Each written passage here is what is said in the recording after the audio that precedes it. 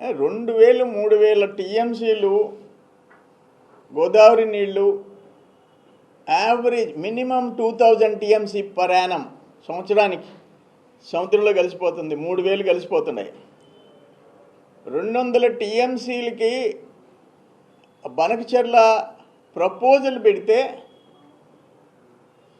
ఆ బీఆర్ఎస్ నాయకులు మాట్లాడిన మాటలు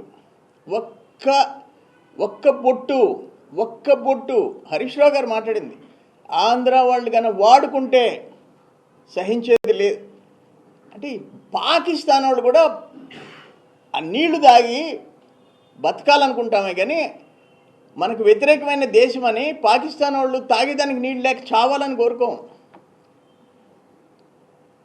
నేను మొన్న ఏదో టీవీలో డిబేట్లో సడన్గా కనెక్ట్ చేశారు. రోజా గారి ఇంటికి వెళ్ళి కేసీఆర్ గారు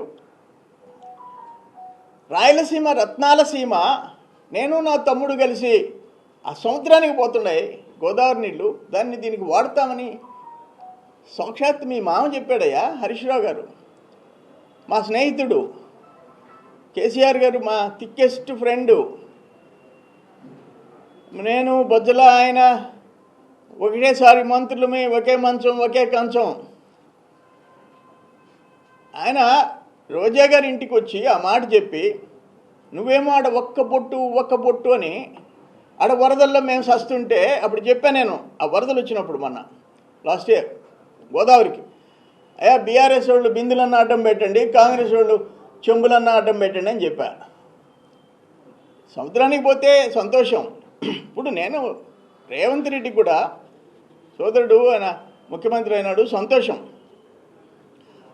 ఆడ బీఆర్ఎస్ ముఖ్యమంత్రి అయినా కాంగ్రెస్ ముఖ్యమంత్రి అయినా తెలుగుదేశం బ్లడ్డే, వాళ్ళంతా మా ముఖ్యమంత్రులు మా పార్టీలోంచి పోయిన వాళ్ళే, కాదంటంలా మంచిది.